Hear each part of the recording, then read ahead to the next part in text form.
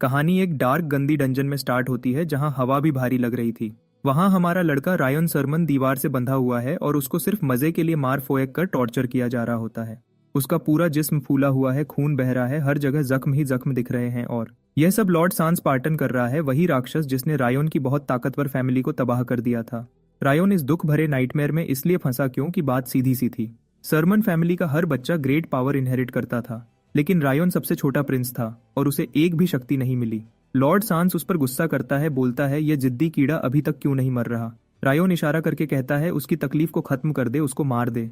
लेकिन सांस बोलता है कि वो उसकी बात समझ ही नहीं सकता क्योंकि रायोन की जुबान तो वो पहले ही काट चुका होता है। फिर 3 साल हो जाते हैं सरमन फैमिली को तबाह किए हुए और लॉर्ड सांस अब बोर हो जाता है। वो आराम से डंजन छोड़कर निकल जाता है।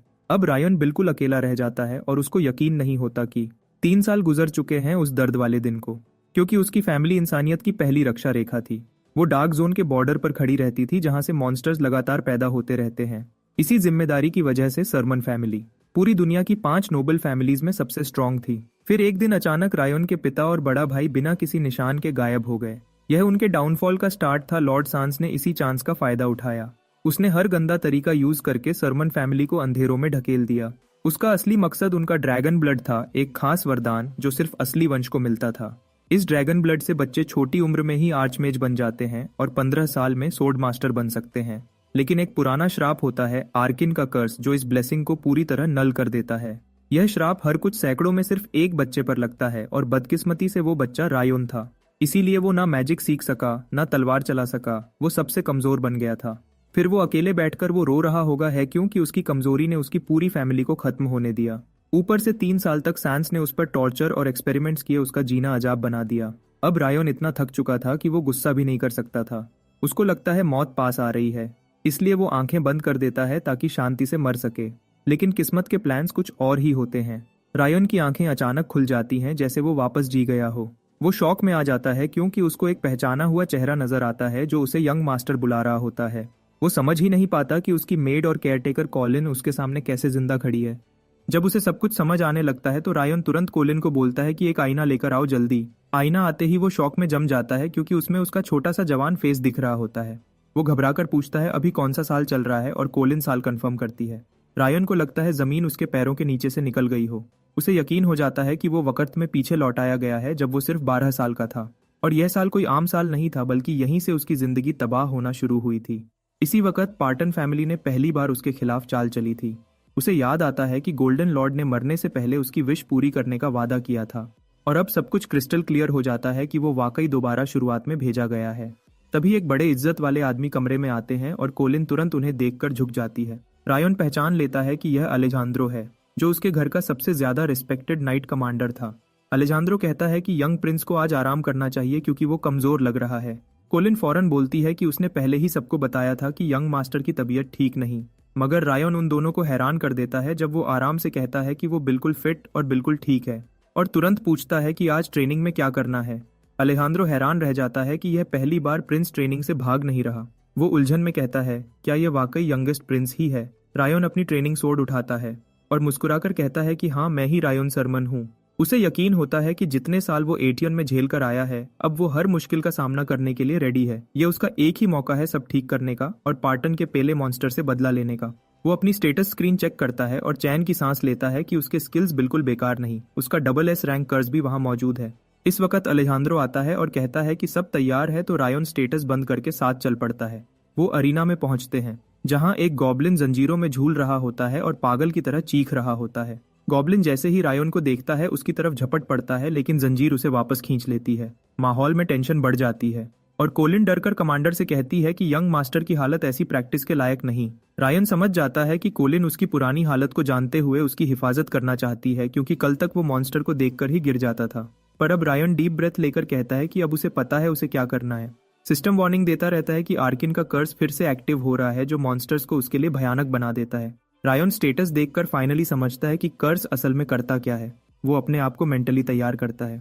अलेजांद्रो कहता है कि ठीक है, आज का सेशन यहीं रोक देते हैं, पर रायन आगे बढ़ता है और कहता है कि वो अभी बिल्कुल खत्म नहीं हुआ। और जैसे ही वो एक कदम आगे बढ़ता है गॉब्लिन पागल होकर उस पर जंप करता है। फिर गॉब्लिन का हाथ झटके से आता है और रायन बिल्कुल तैयार नहीं होता। वो सीधा पीछे स्लाइड होता है सिर्फ डर की वजह से। फिर वो खुद को रोक लेता है और अपने दिमाग को डांट कर कहता है कि यह सिर्फ एक बदबू वाला गॉब्लिन है, इसे देखकर भागने की जरूरत नहीं। वो हल्की सी स्माइल करता है और सोचता है कि ये गॉब्लिन तो उस प्रेजेंस के सामने कुछ भी नहीं जो लॉर्ड ने एटीएन में फैला रखी थी। उस प्रेजेंस ने उसे पत्थर की तरह फ्रीज कर दिया था। ये छोटा मॉन्स्टर तो उसके सामने वार्म अप भी नहीं। रायोन अपनी तलवार ऊपर उठाता है और पूरा जोर लगाता है और उस तलवार को गॉब्लिन के सर पर इतनी सफाई से मार देता है कि आवाज सीधी थक सुनाई देती है। कमांडर अलेजांद्रो और कोलिन दोनों होशो हवास में जम जाते हैं और उनका मुंह खुला का खुला रह जाता है।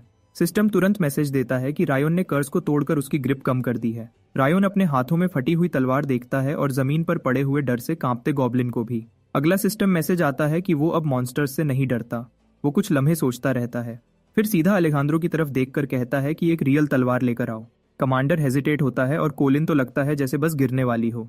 रायोन उन दोनों को एक इतना कॉन्फिडेंट स्माइल देता है कि दोनों हिल जाते हैं और इस स्माइल में कुछ ऐसा था कि वेटरन नाइट की गालों पर हल्की सी लाली आ जाती है। उसे यकीन हो जाता है कि यंग मास्टर अब अल्फा बन रहा है।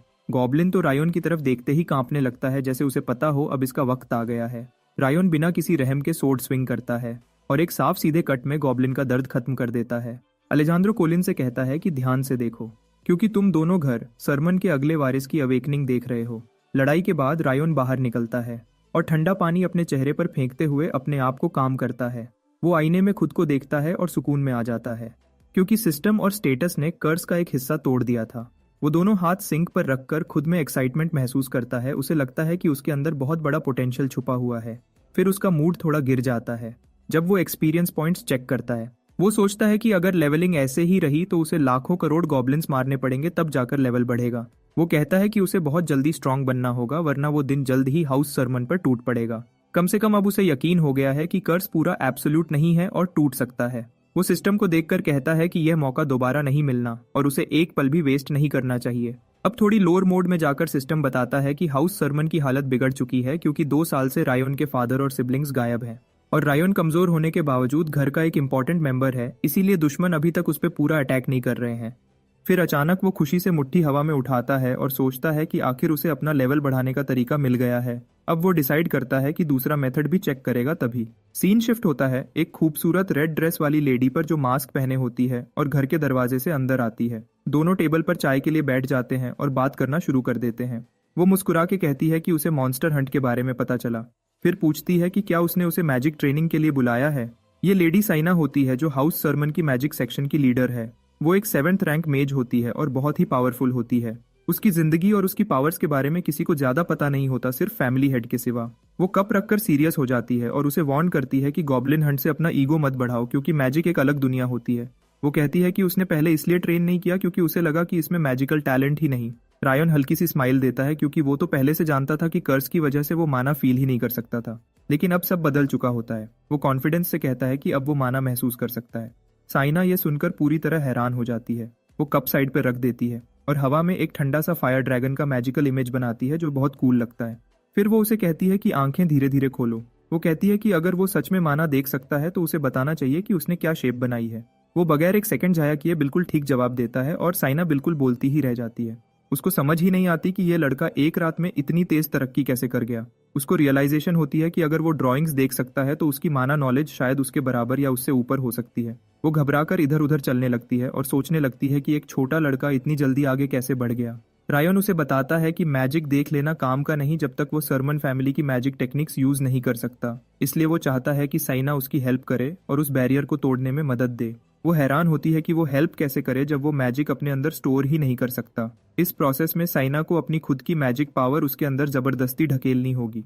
वो वार्न करती है कि इस प्रोसेस में वो कभी भी मर सकता है। प्रिंस हल्की हंसी में कहता है कि वैसे भी वो इतना कमजोर है कि वो उसे एक शॉट में ही गिरा सकती है, तो डरने की कोई बात नहीं। असल वजह यह होती है कि वो साइना पर अपनी पूरी जिंदगी का भरोसा करता है।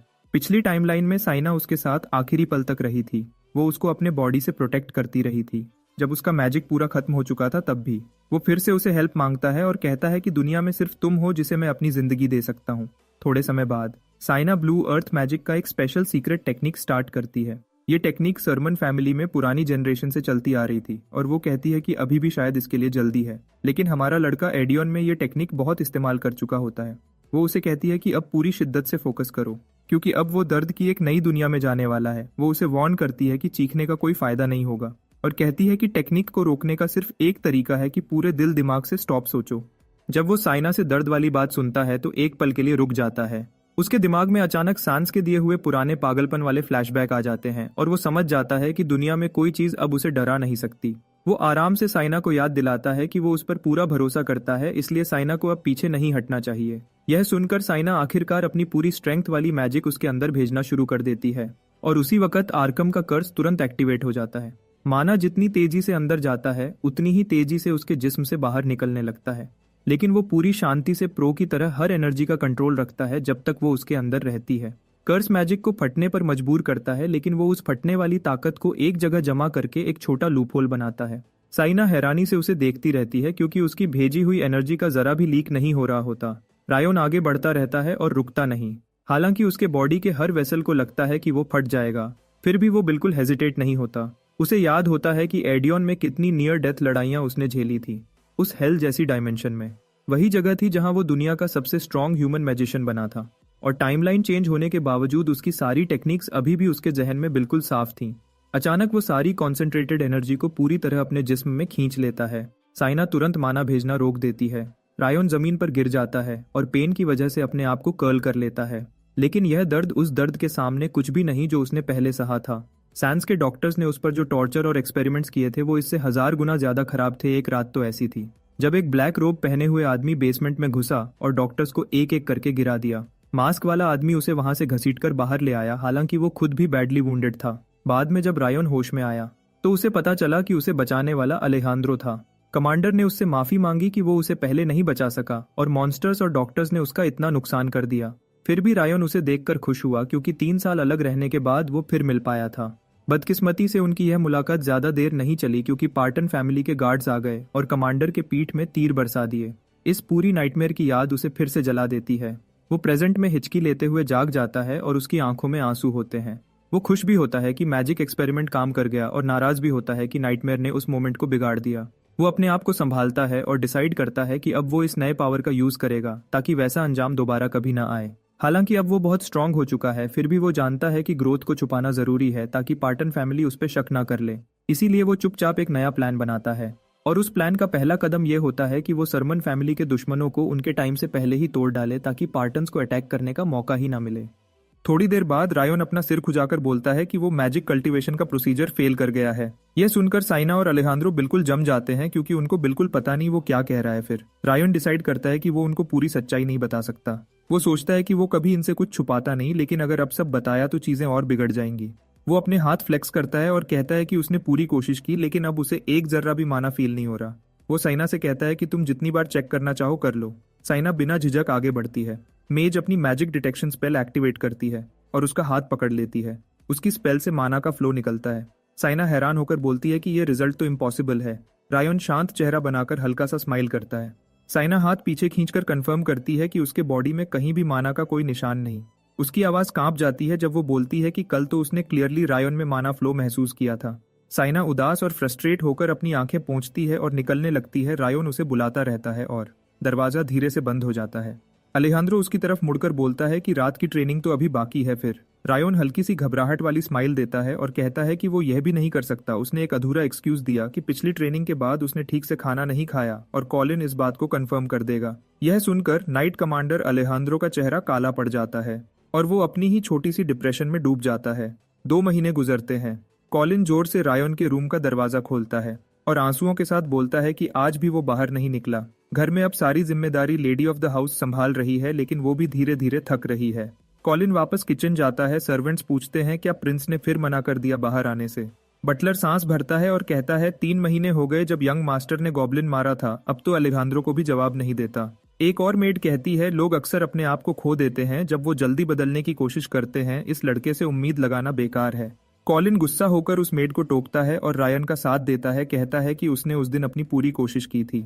मेड चुप हो जाती है जब लोग रायन को उसके पुराने निकनेम से बुलाते हैं, सरमन फैमिली का बैड लक, और शहर में तो लोग उसको यूजलेस रबिश तक बोलते हैं। उसकी लॉयल मेड चिढ़कर बोलती है कि वो सिर्फ 12 साल का है, लेकिन बटलर कहता है कि नोबल्स के लिए एक्सपेक्टेशन सब कुछ होती है। मेड बताती है कि घर के लोग एक एक करके क्विट कर रहे हैं। बटलर भी जल्दी जॉब छोड़ने का प्लान बना रहा है। वो कॉलिन से पूछता है कि वो क्या करेगी, लेकिन कॉलिन चुप रहती है। सीन शिफ्ट होता है रायन की तरफ, जो मीडियम रेयर स्टेक एंजॉय कर रहा है। उसे लगता है खाने की क्वालिटी गिर रही है, मतलब सब कुछ बिगड़ने वाला है। लेकिन पैनिक करने के बजाय वो डेविल जैसी स्माइल देता है। उसे लगता है कि सब कुछ बिल्कुल उसकी इच्छा के मुताबिक हो रहा है। वो सोचता है कि पहले वाला रायन तो सब ठीक करने में लग जाता था, लेकिन अब वो धीरे धीरे अपने हिसाब से सब होने देगा। अब रायन ओल्ड रायन जैसा बिल्कुल नहीं रहा। अब वो प्लान बनाता है कि चुपचाप कमजोर बनकर रहे ताकि हर दुश्मन समझे कि वो बेकार है। फिर जैसे ही मौका मिलेगा वो बिना दया किए एक ही वार में सबको खत्म कर देगा। उसे याद आता है कि सरमन फैमिली की तबाही उस दिन शुरू हुई जब घर का सरबराह गुम हो गया और उसे ढूंढने गई टीम भी कभी वापस नहीं आई। उसके बड़े भाई भी इसी तरह गायब हो गए और धीरे धीरे उनकी फैमिली का खजाना खाली होता गया। ट्रेनिंग ग्राउंड जो पहले लोगों से भरा रहता था, अब वहां सिर्फ चंद कमजोर नाइट्स रह गए होते हैं। जिन ताकतवर फैमिलीज ने कभी उनके साथ रिश्ते जोड़ने की उम्मीद रखी थी, वो भी चुपचाप उनसे दूर हो गई थी।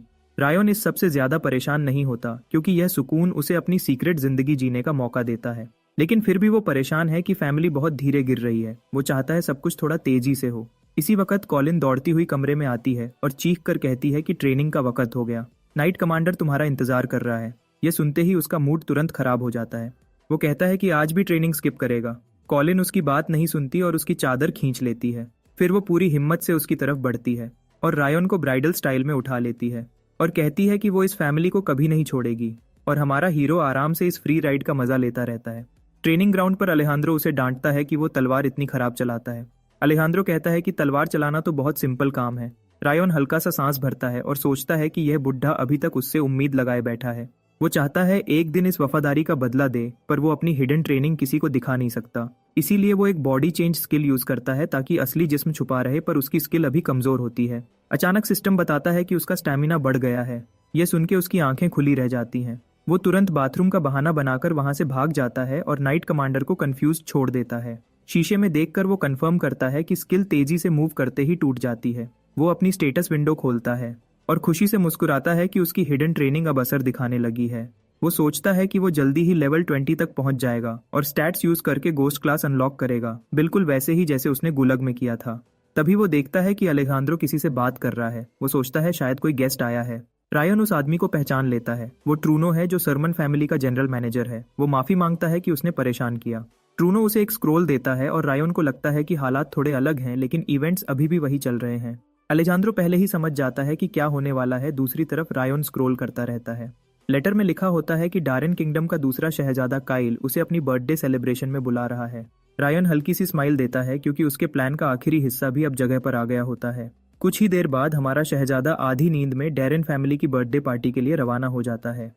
कल रात कॉलिन ने उसे बहुत धूमधाम से तैयार किया ताकि वो सबसे ज्यादा हैंडसम लगे। कॉलिन खुद भी साथ जाना चाहती थी, पर वो और बाकी रिटेनर्स उसके साथ नहीं जा सकते। नाइट कमांडर को अचानक बॉर्डर पर होने वाले मॉन्स्टर अटैक को रोकने भेज दिया गया। यह हमला बिल्कुल अचानक हुआ था। साइना को भी तुरंत घर बुलाया गया क्योंकि उसकी माँ ने उसे फौरन लौटने का हुक्म दिया। आखिर में सिर्फ एक बड़े घर का 12 साल का लड़का जिसके सोशल स्किल्स पूरे टूटे हुए हैं, अकेला ही पूरी सरमन फैमिली को रिप्रेजेंट करने निकलता है।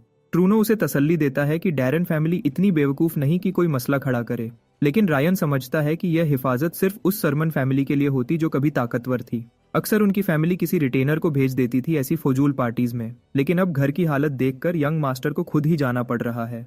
वो इस बात को बुरा नहीं मानता क्योंकि उसे महसूस होता है कि फैमिली के जल्दी टूटने का एक हिस्सा उसकी वजह से भी है। कुछ घंटों बाद उसकी कैरेज डैरेन हाउसहोल्ड के बाहर रुकती है। वहां खुद काइल डैरिंग उसका इंतजार कर रहा होता है और पूरी मेड्स की ट्रूप उसे वेलकम करने के लिए खड़ी होती है। ट्रूनो रायन की जगह उनके शानदार वेलकम का शुक्रिया अदा करता है, लेकिन रायन फील करता है कि हजारों नजरें सीधी उस पर लगी हुई हैं। रिसेप्शन से गुजरते हुए वो लोगों को सरमन फैमिली की तबाही के अजीब अजीब अफसाने और रूमर्स करते सुनता है। फिर हमारे शहजादे के लिप्स पर हल्की सी स्मर्क आ जाती है क्योंकि यह सब कुछ उसके प्लान का हिस्सा था। वो सब नोबल्स को बहुत कमजोर सी हेलो करता है जिसमें ना क्लास होती है ना रिस्पेक्ट। ये इतना बोल्ड पावर मूव होता है कि आसपास के सब लोग परेशानी में अपने चेहरे पकड़ लेते हैं।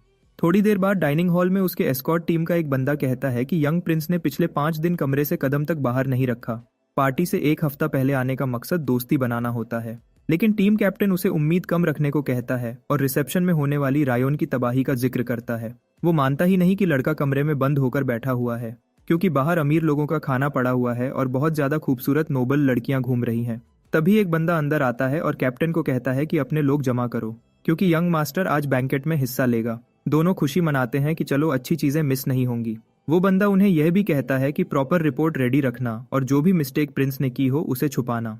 रायन इस वक्त तक चुपचाप कमरे में ट्रेनिंग कर रहा होता है और परफेक्ट वक्त का इंतजार कर रहा होता है। बैंकेट को उसने इसलिए यूज किया ताकि वो अपने एस्कॉर्ट्स को छोटी से रिश्वत देकर रिपोर्ट सुधार ले, लेकिन इसका असल प्लान कुछ और ही होता है, क्योंकि बैंकेट का दिन वही दिन होता है जब उसकी जिंदगी का सबसे बड़ा दुश्मन डैरन हाउसहोल्ड में दाखिल होता है। पूरी जगह पर बातें कर रही औरतें अचानक चुप हो जाती हैं। जब लॉर्ड सांस हॉल में कदम रखता है, हर इंसान उससे नजर मिलाने से बच रहा होता है। ट्रूनो भी उसकी तरफ देखने से बचने की कोशिश करता है, लेकिन सांस सीधा उसकी तरफ आता है बिना रुके। ट्रूनो मजबूरन उसकी तारीफ करना शुरू कर देता है, पर सांस टाइम बर्बाद नहीं करता। वो सीधा बोलता है कि उसने सुना है कि माइटी रायन सरमन भी यहाँ आया हुआ है। सांस कहता है कि वो उस लड़के से मिलना चाहता है। ट्रूनो प्रिटेंड करता है कि जैसे उसे कुछ पता ही नहीं है। फिर सांस सीधा बोल देता है कि वो सरमन फैमिली की सबसे बड़ी गलती की बात कर रहा है जो उनकी बर्बादी का कारण बनेगी। ट्रूनो ये सुनकर हिल जाता है। उसे पता है कि सांस फैमिली का सबसे टैलेंटेड मेज होने की वजह से बहुत प्रेशर में रहता है, लेकिन उसने कभी एक्सपेक्ट नहीं किया था कि सांस सरमन हेड के अगेंस्ट इतनी बड़ी बात डैरन फैमिली के एरिया में बोल देगा जहां उनकी फुल अथॉरिटी होती है। अचानक सांस पलटी मार देता है और कहता है कि यह रूमर झूठा है, वो यहाँ सिर्फ इस फूलिश रूमर को गलत प्रूव करने आया है। ट्रूनो बात कबूल नहीं करता क्योंकि सांस पूरे कॉन्टिनेंट का सबसे बड़ा गंदा बंदा माना जाता है। लोग कहते हैं कि सांस ने 7 साल की उम्र में शराब पीना शुरू कर दिया था और अपने ही एक आदमी को मार दिया था। तभी हमारा बॉय एक जबरदस्त एंट्री देता है अपने एस्कॉर्ट्स के साथ। उसे देख के सांस खुशी से भड़क उठता है। ट्रूनो तो लगभग बेहोश होता हुआ सोचता है कि यंग मास्टर यहाँ सबसे बुरा वक्त चुनकर आ गया, लेकिन रायन की ऑरा इतनी ब्राइट होती है कि लोग उसे देखकर अपनी पुरानी सोच दोबारा रिकंसिडर करने लगते हैं। लेकिन सांस अंदर ही अंदर जलन से जल रहा होता है क्योंकि हमारा बॉय उसे इंस्टेंट ओवरशैडो कर देता है, सिर्फ अपनी फैमिली के नाम की वजह से। वो सीधा सांस के पास आता है और कहता है कि उसने सांस के बारे में बहुत कुछ सुना है अपने भाई फोर्थ प्रिंस लार्स से। सांस हल्का सा स्मर्क करता हुआ कहता है कि उसने भी रायन के बारे में बहुत कुछ सुना है, लेकिन वो बात पूरी करता उससे पहले। प्रिंस काम टोन में बोलता है कि सांस बहुत ही काइंड इंसान है। फिर वो एकेडमी की फेमस कहानियां सुनाता है जहां सांस को कुछ महीने बाद ड्रॉप आउट होना पड़ा था और रायन स्मूथ तरीके से सारी सिचुएशन रिवर्स कर देता है। वो कहता है कि सांस ने एक बेचारे बच्चे को बुली से बचाया था और एक लड़की को भी हेल्प की थी जिसे एक शेमलेस लड़का परेशान कर रहा था। सांस का गुस्सा अंदर ही अंदर उबल रहा होता है, लेकिन हमारे बॉय का फाइनल ब्लो अभी बाकी होता है जब वो कैजुअली उसके घुटने का जिक्र करता है। ट्रूनो तुरंत बीच में आकर सिचुएशन को संभालता है और प्रिटेंड करता है कि सांस ने लार्स को इंजर्ड नी के लिए दवा दी थी। फिर वो जल्दी से प्रिंस को वहां से ले जाता है ताकि कोई मसला ना बने। हमारे बॉय को बहुत सुकून होता है क्योंकि वो सांस को अच्छी तरह रोस्ट कर चुका होता है। सांस इसको सीधा वॉर का अनाउंसमेंट समझ लेता है, लेकिन ये तो सिर्फ हमारे बॉय के प्लान का दूसरा स्टेप होता है। अपने रूम में सांस का सब्र टूट जाता है। वो गुस्से में फ्लावर पॉट तोड़ देता है और गुस्से से चिल्ला चिल्लाकर हमारे हीरो को गालियां देता रहता है और पूरी बात को याद करके और भी फ्रस्ट्रेट होता है। उसे रियलाइज होता है कि लार्स को शायद ये पता चल गया है कि वो एकेडमी छोड़कर नहीं गया था बल्कि एक्सपेल हुआ था। वो गुस्से में अपना सिर पकड़ लेता है। वो खुद से कहता है कि घुटने वाली बात कभी भी बाहर नहीं आनी चाहिए। फ्लैशबैक होता है जहां वो मुश्किल से अपनी काम एक्सप्रेशन को कंट्रोल कर रहा होता है। लार्स के आसपास लाइटनिंग मैजिक घूम रहा होता है और वो सांस को बोलता है कि इस बार उसने बहुत बड़ी गलती करी है। सांस बहाने बनाता है, कहता है कि उसे नहीं पता था कि वो लड़की लार्स की पार्टनर है, वो तो सिर्फ उस कॉमन गर्ल को ग्रीट कर रहा था। फिर लार्स अपने छोटे भाई रायन का बड़ा भाई होने के नाते बिल्कुल ठंडा रहता है और सांस को याद दिलाता है कि एकेडमी में सबसे पहले हर कोई एक स्टूडेंट होता है। फिर वो उसे हुक्म देता है कि अभी के अभी घुटनों पर बैठ जाओ। लार्स उसे वार्न करता है कि अगर उसने दिल से माफी नहीं मांगी तो पूरा पार्टन घराना तबाह हो जाएगा और वो खुद सांस को मिटा देगा। सांस इंसल्ट फील करता हुआ घुटनों पर गिर जाता है और लार्स की लाइटनिंग उस पर बिल्कुल पॉइंटेड रहती है। रियलिटी में वापस आकर सांस एक और गुस्से भरी चीख निकालता है। वो खुद से कहता है कि उसे अपना प्लान जरूर कंटिन्यू रखना है और कसम लेता है कि वो लार्स के छोटे भाई को हमेशा के लिए चुप करा देगा। कुछ देर बाद वो खुद को फोर्स करता है काम होने के लिए और कहता है कि एक दिन वो जरूर रायन से बदला लेगा। फिर दरवाजे पर हल्की सी नॉक होती है और वो एंट्री की इजाजत देता है। एक शख्स कमरे में आता है जिसे देखकर सांस जरा शॉक होता है क्योंकि इस तरह की विजिट की उसे बिल्कुल उम्मीद नहीं थी। वो शख्स और कोई नहीं ट्रूनो हिल्डा होता है। टाइम स्किप होता है प्रिंसेस पार्टी के बाद जहां हमारा हीरो अपने कैरेज में घर लौट रहा होता है। वो सोच रहा होता है कि इवेंट में उसने अपने तमाम गोल्स पूरे कर लिए और नोबल्स पर भी अच्छा इंप्रेशन छोड़ा है। उसे और ज्यादा खुशी होती है कि उसने सांस को जो चिढ़ाया था वो बहुत जल्दी उसके प्लान में फंस गया। ट्रूनो बोलता है कि यंग मास्टर ने बैंकेट में कमाल कर दिया और उसे लगा कि सरमन हाउस में अब भी उम्मीद बची है। रायन फौरन उसकी बात काट देता है और कहता है कि उसने कोई खास कनेक्शंस नहीं बनाए बल्कि हाउस ऑफ पार्टन के साथ तो सिचुएशन और भी खराब कर दी। जनरल मैनेजर तुरंत अपनी बात सुधारता है और कहता है कि सांस के खिलाफ जो स्पीच यंग मास्टर ने दी वो टॉप लेवल थी। हमारा हीरो हल्का सा मुस्कुराता है और कैरेज के सेंटर में एक बटन दबाता है। ट्रूनो कंफ्यूज होता है और पूछता है ये क्या हो रहा है। वो घबराकर पूछता है कि यंग मास्टर ने साउंड प्रूफ स्पेल क्यों एक्टिवेट किया। रायन सीधा बोलता है कि अगर ट्रूनो को वाकई उम्मीद होती तो वो कभी हाउस के साथ गद्दारी नहीं करता। ट्रूनो पसीना पसीना हो जाता है और खड़े होने की कोशिश करता है और पूछता है यंग मास्टर का मतलब क्या है। हमारा बॉय कहता है कि उसका क्राइम माफी के लायक नहीं है, लेकिन वो इसको छोड़ रहा है क्योंकि ये गलत काम उसने हाउस सरमन के लिए किया था। जनरल मैनेजर नीचे देखते हुए पूछता है रायन को ये सब कैसे पता चला। फिर रायन कहता है कि ट्रूनो के पास अब एक चॉइस है और वो अपना फैसला उसी तरह करे जैसे वो हमेशा करता था। कैरेज आगे चलती रहती है। रायन उसे अपना सीक्रेट प्लान बता देता है जो वो अब तक छुपा कर रखा था। यह आइडिया सुनकर मैनेजर शॉक हो जाता है और सिर्फ रायन को हैरानी से देखता रहता है और सोचता है कि इतने छोटे लड़के का दिमाग इतना बड़ा प्लान कैसे बना सकता है। मैनेजर अपना चेहरा हाथ में छुपा लेता है और रो पड़ता है। कहता है कि उसका दिल कर रहा है कि वो जोर से चिल्लाए और इस किड पर फख्र करे। रायन उसके डिसीजन से खुश होता है और कहता है कि वो लोग अब कैपिटल से बाहर निकल चुके हैं। ट्रूनो उसे दोबारा देखता है और सोचता है कि यह लड़का इतना काम कैसे रह सकता है जब उसे पता है कि आगे क्या होने वाला है। अचानक ट्रूनो को समझ आता है कि यंग मास्टर के चेहरे पर मुस्कुराहट नहीं बल्कि कुछ और है। वो महसूस करता है कि वो एक तेज और खूनी इरादा है जो रायन के फेस पर चमक रहा है। इसी वक्त कैरेज जोर से झटका लेकर रुक जाती है और सब हिल जाते हैं। साथ साथ राइड करने वाला नाइट ड्राइवर को कहता है कि चलती रखो, मगर वो देखता है कि ड्राइवर सीधा झुका पड़ा है और मर चुका है और नाइट मुश्किल से एक तीर से बचता है जो सीधा उसके चेहरे की तरफ आ रहा था। एक नाइट जोर से चिल्लाता है कि यह चुप कर अचानक अटैक है और वो हुक्म देता है कि कैरेज की हिफाजत करो, अटैकर्स जहर भरे मैजिक एरोस चला रहे हैं। मेज लोग फौरन एक प्रोटेक्टिव शील्ड खड़ा कर देते हैं। नाइट कैप्टन कमांड पकड़ लेता है, एरोस को साइड करता रहता है और चीख कर कहता है कि सामने आओ डरपोक लोगो। एक और नाइट को कुछ अजीब लगता है और वो कैप्टन को वार्न करता है कि कार्ट के करीब मत जाना, चाहे कोई अपना ही क्यों ना हो। फिर वो नाइट बोलता है कि कैरेज खाली है। सब लोग हैरान रह जाते हैं। रायन को कोई उठाकर ले गया था और अब वो आदमी उसे घोड़े पर लेकर कहीं दूर जा रहा था। इस दौरान हमारा हीरो सोच रहा होता है कि कितना वक्त गुजर चुका है। उसे अपनी पिछली जिंदगी का वो वक्त याद आता है जब उसे किडनैप किया गया था। उसके घर वाले पैसे और वक्त दोनों बर्बाद करते रहे उसकी तलाश में और इसी चक्कर में सरमन फैमिली तबाह हो गई। मगर अब क्योंकि उसे फ्यूचर का पता है, रायन पूरी तरह यकीन रखता है कि वो सब कुछ बदल देगा। इसीलिए दोबारा जिंदा आने के बाद उसने अपनी फैमिली को बचाने की बिल्कुल कोशिश नहीं की। वो जानता था अगर वो कुछ करेगा तो दूसरी नोबल फैमिलीज उसके पीछे आ जाएंगी। इसलिए उसने खुद को बिल्कुल लूजर दिखाया ताकि सब समझें कि वो बेकार है। लेकिन पार्टन फैमिली दूसरों की तरह सिर्फ ताकतवर लोगों को नहीं मारती, इसलिए उसे पक्का था कि वो एक दिन उसे मारने की कोशिश करेंगे। खुशकिस्मती से लगता है सांस पार्टन उसके ट्रैप में फंस चुका है। इसका मतलब है कि वो जरूर कैपिटल वापस जाते वक्त कुछ करने की कोशिश करेगा और इसी वजह से हमारा लड़का पहले से एक प्लान बनाकर तैयार था जिसमें ट्रूनो भी शामिल था, जिसे पार्टन फैमिली ने रायन को किडनैप करने भेजा था। ट्रूनो के पीछे घोड़े पर लेटा हुआ रायन उसे कहता है कि प्लान के मुताबिक रोल निभाओ और बाद में वो उसको माफ कर देगा। इसी के साथ साथ हमारा प्रोटैगनिस्ट अपने लेवल्स भी बढ़ाने में लगा हुआ था और अब वो लेवल 20 तक पहुंच चुका था। थोड़ी देर बाद ट्रूनो मंजिल पर पहुंचता है और रायन को जो बेहोश होने का ड्रामा कर रहा होता है सांस पार्टन के हवाले करने लगता है। हकीकत में ट्रूनो सरमन फैमिली का हेड मैनेजर है जिसने पार्टन फैमिली से डील की थी कि वो यंग मास्टर को उनके हाथ बेच देगा। भले ही रायन ने उसे पकड़ लिया था, लेकिन सांस अब भी सोचता है कि ट्रूनो उनका बंदा है क्योंकि यही प्लान था। उनके एग्रीमेंट के मुताबिक सांस उसे वो इन्फॉर्मेशन देता है जिसका ट्रूनो ने वादा किया था। वो कहता है कि ये एसन फैमिली की इंटेलिजेंस से ली हुई है, इसलिए बिल्कुल ठीक है। जब ट्रूनो अब भी शक करता है तो सांस कहता है कि हम भी ड्रेया कॉन्टिनेंट के नोबल हैं, लेकिन असली बिजनेस हमारा इन्फॉर्मेशन बेचना ही है। और फिर वो ट्रूनो को डॉक्यूमेंट्स दे देता है। सांस ट्रूनो को बताता है कि इन डॉक्यूमेंट्स में सरमन फैमिली के असली मिशन के आई विटनेसेस की तमाम जानकारी लिखी हुई है। यह सुनते ही रायन को फाइनली समझ आ जाता है कि ट्रूनो ने उसे क्यों बेचा, क्योंकि रायन एक लूजर समझा जाता है जो अपनी फैमिली और स्टेटस के लिए कुछ नहीं कर सकता। लेकिन उसका बड़ा भाई इतने स्ट्रांग है कि वो दोबारा फैमिली का नाम उठा सकते हैं, इसलिए ट्रूनो उन्हें ढूंढना चाहता है। ट्रूनो जानता था कि एसन फैमिली के पास यह इन्फॉर्मेशन है, लेकिन वो सीधा उन तक नहीं पहुंच सकता था, इसलिए उसने पार्टन फैमिली का इस्तेमाल किया। फिर ट्रूनो वापस जाने की तैयारी करता है और जाते हुए सांस से कहता है कि अपना वादा पूरा करे और यंग मास्टर को सरमन फैमिली को वापस भेज दे। ट्रूनो के जाते ही सांस और उसके सर्वेंट रायन के पास आते हैं। एक सर्वेंट पूछता है क्या इसे मार दें, लेकिन सांस कहता है जरूरत नहीं क्योंकि जल्दी उसकी अपनी फैमिली ही इसे छोड़ देगी। और रायन को यकीन दिलाता है कि अब वाकई उस पर असली इल्जाम लग चुका है और सांस को अपनी मेन प्लानिंग के लिए वापस जाना होगा। सीन बदलता है और हमारा हीरो होश में आता है और देखता है कि वो जंजीरों से बंधा हुआ है। सांस पार्टन उसके सामने खड़ा उसे नीचा दिखाते हुए कह रहा होता है कि सरमन फैमिली का बेटा इतनी बेइज्जती के लायक ही है। रायन सब जानने के बावजूद मासूमी दिखाता है और पूछता है सांस क्यों आया है। सांस कहता है कि उसने ही उसे किडनैप किया है।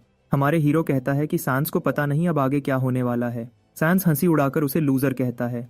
फिर सांस उसके फेस पर लात मारता है और कहता है कि उसके बाप और भाई अब तक मर चुके होंगे और बताता है कि ट्रूनो ने उसे बेच दिया क्योंकि उसे अपने आई विटनेसेस का पता लगाना था। लेकिन किसी ने भी रायन को बचाने की कोशिश नहीं की क्योंकि वो बेकार है। सांस कहता है कि उनकी फैमिलीज का असली जंग अब शुरू होगी और यह किडनैपिंग सिर्फ शुरुआत है। इसी वक्त रायन उसकी तरफ घूरता है और मैजिक सर्कल एक्टिवेट करता है। सैंस इतना शॉक होता है कि बोल ही नहीं पाता।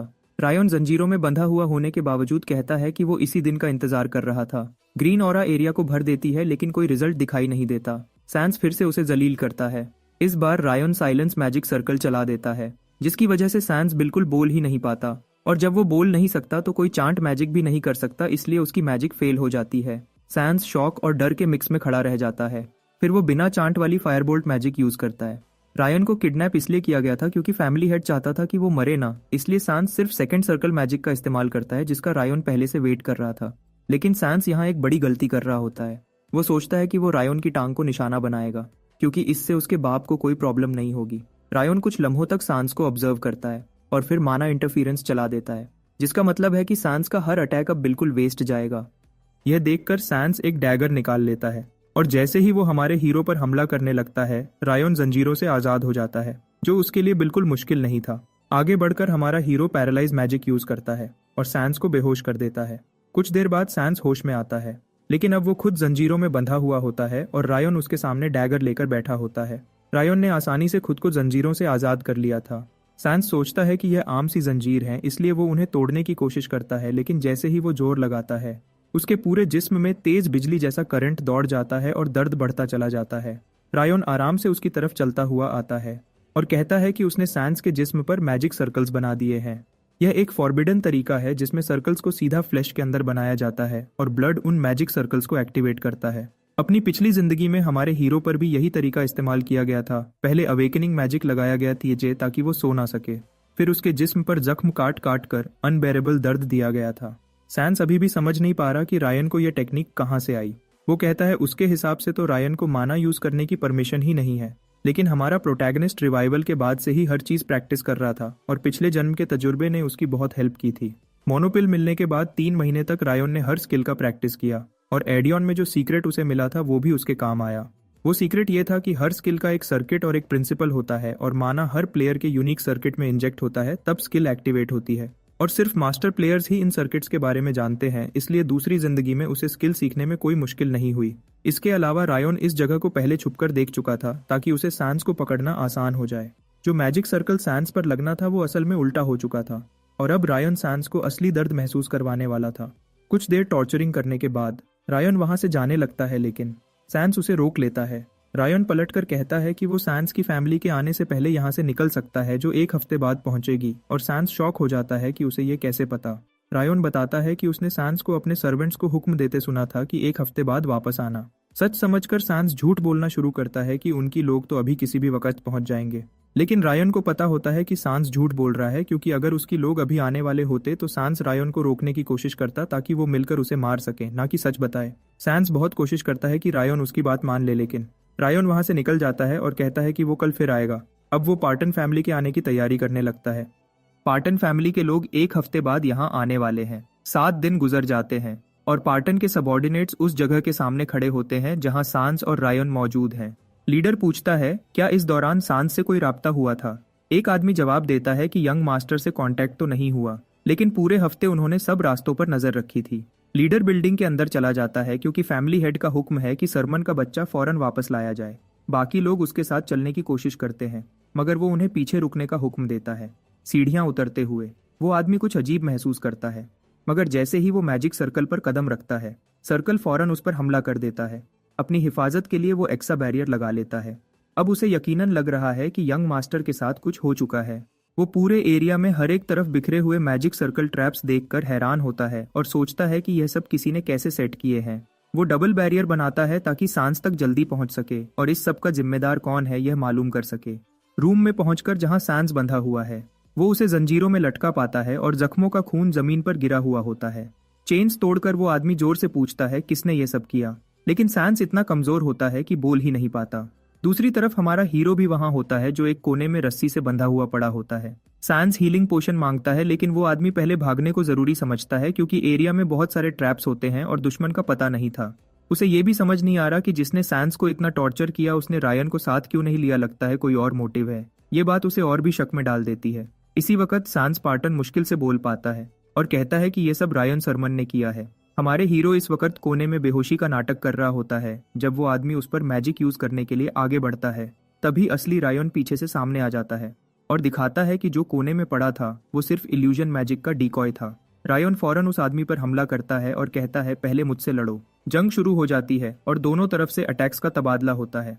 कुछ देर बाद पार्टन फैमिली का वो आदमी रायन को एक बहुत भारी मुक्का मारता है। रायन के मुंह से खून निकलता है और वो जमीन पर गिर जाता है। जब हमारा हीरो जमीन पर पड़ा होता है वो आदमी कहता है कि भले ही मैं तुम्हें मार नहीं सकता लेकिन तुम्हें वैसे ही दर्द दे सकता हूँ जैसा सांस को दिया था। अचानक सांस एक डैगर उठाता है और उसे सीधा उस आदमी की गर्दन में घुसा देता है। असल में ये रायन होता है जो सोल ट्रांसफर यूज करके सैंस के जिस्म में आ चुका होता है। और इस टेक्निक का सबसे बड़ा पॉइंट ये होता है कि जिसको भी सोल ट्रांसफर आता हो वो अपना असली जिस्म भी कंट्रोल कर सकता है। हमारे हीरो कहते हैं कि ये उनका असल छुपा हुआ ट्रम्प कार्ड है। उस अटैक के बाद वो आदमी मर जाता है। फिर हमारा हीरो उठकर खड़ा होता है, एक हीलिंग पोशन उठाता है और उसे अपने जख्मों पर डालता है। आगे बढ़ते हुए वो खुश होता है कि उसने पार्टन फैमिली का हाई लेवल आर्चमेज मार दिया है। सिस्टम तुरंत बताता है कि उसका लेवल बढ़कर 25 हो गया है क्योंकि उसने क्वेस्ट कंप्लीट कर लिया है। वो अभी भी समझने की कोशिश कर रहा होता है कि लेवल इतनी जल्दी कैसे बढ़ गया, मगर इस वक्त रायन को पता होता है कि पहले एक और काम जरूरी है। फिर वो आर्चमेज की लाश को एक अलग कमरे में घसीट कर ले जाता है और उसे लकड़ी के बेड पर रख देता है। सर्किट अभी भी आर्चमेज की रूह से कनेक्टेड होता है, जिसका मतलब है कि वो सांस के जिस्म में होते हुए भी माना यूज कर सकता है। तो रायन प्लान करता है कि मोर को रिमूव करके अपना लेवल इतना कम करे कि वो असैसिन के हिडन जॉब शैडो की जरूरत पूरी कर सके। आखिर वो इस प्लान में कामयाब हो जाता है और अब उसके पास कुछ लेवल्स बचे रहते हैं। उसके पास 2 और ट्राइज होती हैं। इनमें से दूसरी ट्राई पर भी वो सक्सेसफुल हो जाता है। प्लान बस इतना ही होना था, मगर आर्चमेज को हराकर रायन सोचता है कि अब वो तीसरी एडवांसमेंट भी ट्राई करे ताकि गोस्ट नाम का हिडन जॉब हासिल कर सके।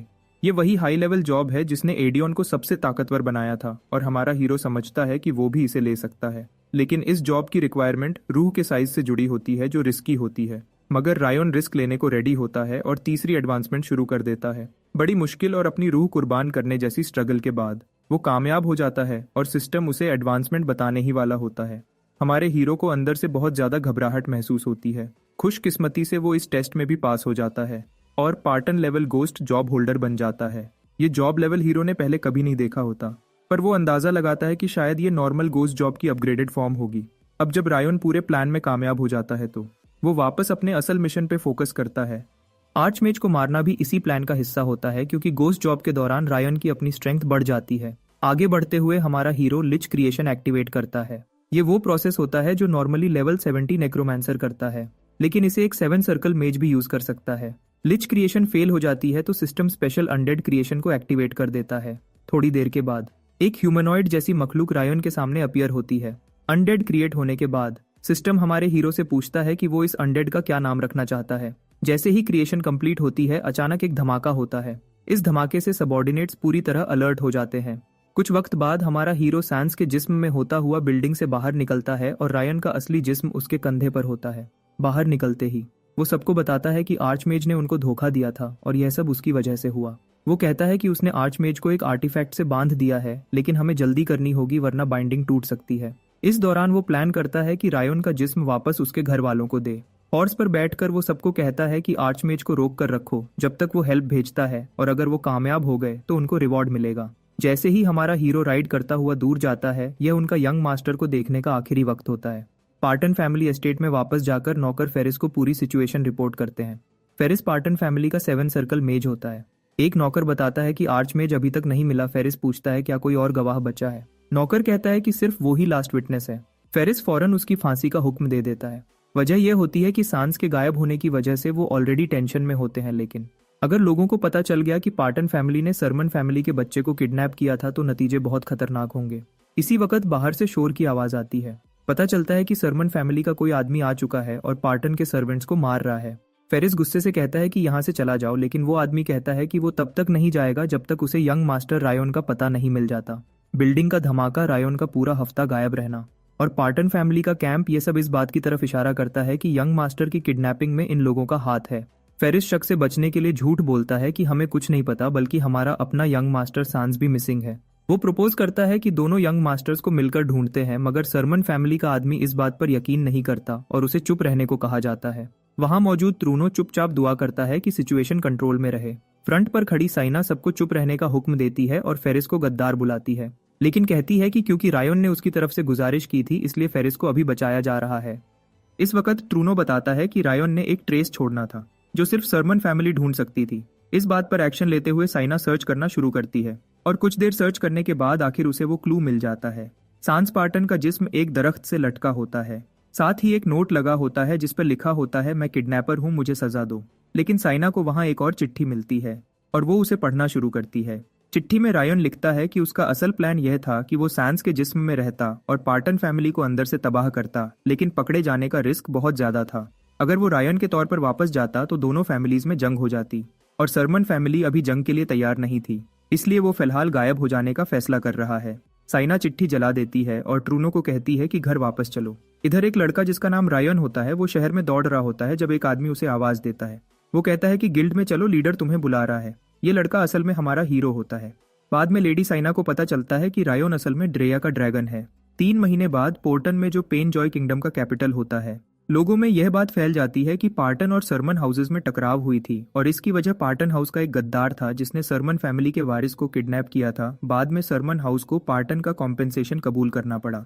फिर भी वो ना मुजरिम ढूंढ सके ना किडनैप्ड बेटा मिला, जिस वजह से लोग सरमन फैमिली की बात पर शक करने लगे। जो कभी एक लेजेंडरी फैमिली थी वो अब बिल्कुल गिर चुकी थी। मार्टिन असैसिन गिल्ड में सैफायर, जो पार्टन ब्रांच की मैनेजर होती है, वो पूरी सिचुएशन को ऑब्जर्व कर रही होती है। वो नोट करती है कि सरमन फैमिली को पैसों की ज्यादा जरूरत लग रही है बजाय इसके कि वो अपनी खून की नस्ल ढूंढते। डंस बियर पीते हुए मैनेजर ट्रूनो की फांसी का जिक्र करता है। सैफायर बताती है कि ट्रूनो गद्दार की मदद कर रहा था, इसलिए अलेजांद्रो ने फौरन एग्जीक्यूशन कर दी। सैफायर को थोड़ी बेचैनी महसूस होती है। अलेजांद्रो एक सोर्ड मास्टर होता है जो ड्रेया कॉन्टिनेंट में बहुत रेयर होता है और फिर भी वो खुद एग्जीक्यूशंस करता है। इस वक्त रायन ऑफिस में एंटर होता है। साथ में ग्रेटा का चाचा भी होता है। वो सैफायर के ऑफिस में आकर सामने रुकता है। सैफायर उसे एक रिकमेंडेशन लेटर देती है ताकि वो ऑफिशियली गिल्ड मेंबर बन जाए। हालांकि उसका एक टेस्ट अभी बाकी होता है। वो लेटर उसकी तरफ स्लाइड करती है और कहती है कि इस लेवल के बंदे के लिए टेस्ट का कोई मतलब नहीं। आखिर उसने सिर्फ 2 महीनों में फाइनल स्टेज तक पहुंचकर सबको हैरान कर दिया। वो उसकी एक्स्ट्रॉर्डिनरी टैलेंट की तारीफ करती है जो सदियों में भी नहीं देखी गई। वो हम्बल बनने की कोशिश करता है लेकिन सैफायर फौरन समझ जाती है। फिर भी उसका एक्ट पहले दिनों से बहुत बेहतर होता है।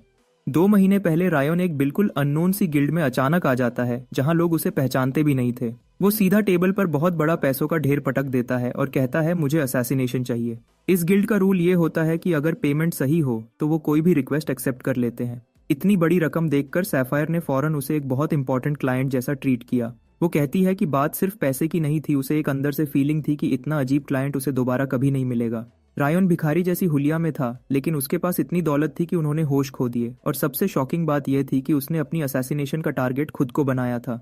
ऐसी रिक्वेस्ट देखकर क्यूरियोसिटी होना ही नॉर्मल रिएक्शन था। लेटर मिलने के बाद रायन वहां से निकल जाता है क्योंकि वो उसे अकेले में पढ़ना चाहता था। तभी एक मास्क्ड आदमी कार्ल वहां आता है और सैफायर से पूछता है कि क्या तुमने सिर्फ इंट्यूशन पर रायन को गिल्ड में ले लिया था। सैफायर बताती है कि रायन ने सिर्फ 1 महीने में वो सारी ट्रेनिंग पूरी कर ली जो लोगों को 5 से 10 साल लगता है। वो पूछती है, क्या तुमने रायन के बैकग्राउंड की प्रॉपर इन्वेस्टिगेशन की।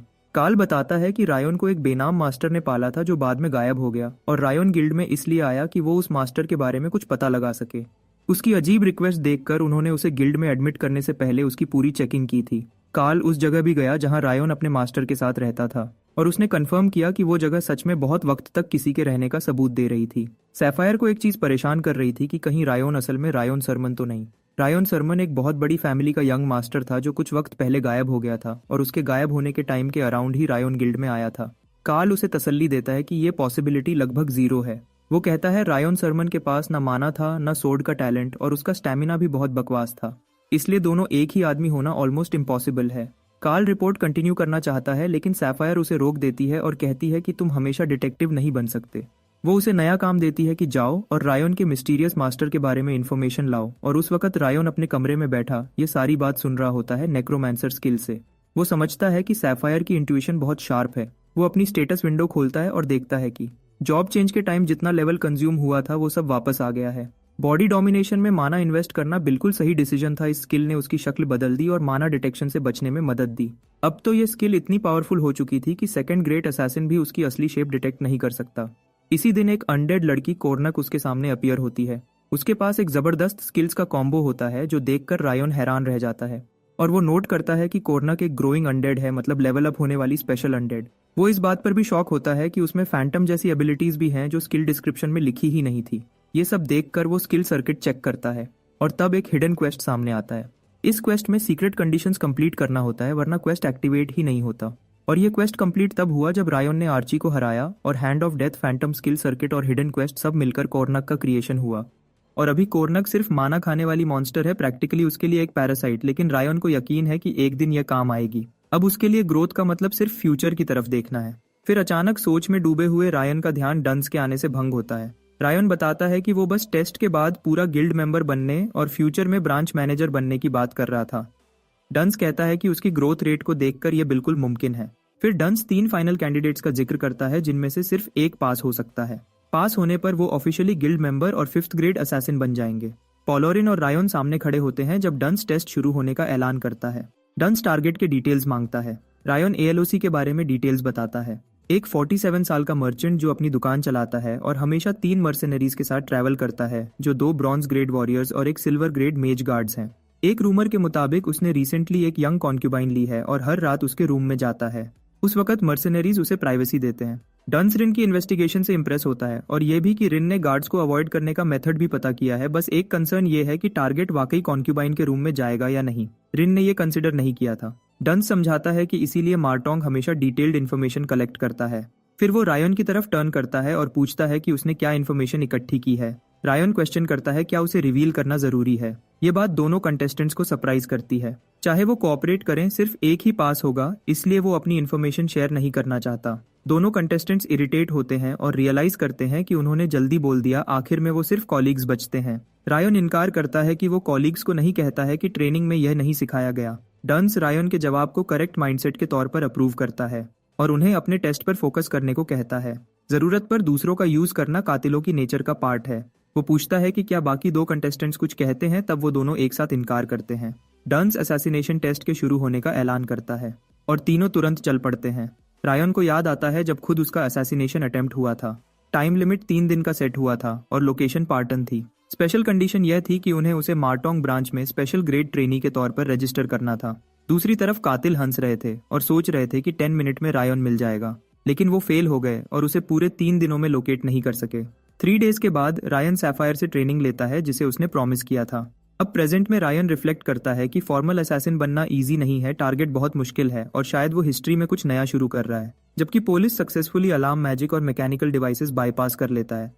पुलिस मर्सेनरीज को अवॉइड करते हुए आगे बढ़ता है, लेकिन उसे यह उम्मीद नहीं थी कि वहां एक्स्ट्रा मर्सेनरीज भी होंगे। रिन खुद को मुश्किल से हाइड कर लेती है और पॉला का शुक्रिया अदा करती है, क्योंकि पॉला की वजह से उसका काम आसान हो गया था। एलोक पर पहले भी काउंटलेस कत्ल हो चुके होते हैं, इसलिए वो हमेशा अपनी मेन वाइफ के बेडरूम में हाइड होता है।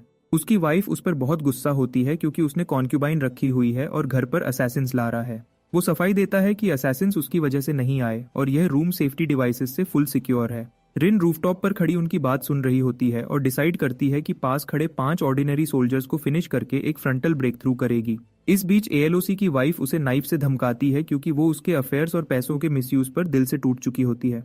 वो कहने की कोशिश करता है कि बिजनेस फंड्स काफी नहीं थे, लेकिन उसकी वाइफ को पता होता है कि उसने वो पैसे कॉन्क्यूबाइन के गिफ्ट पर लगा दिए। वाइफ बिना किसी हेजिटेशन के उसके दिल में नाइफ घुसा देती है और फिर फौरन टूट जाती है जब उसे समझ आती है कि यह उसने क्या कर दिया है।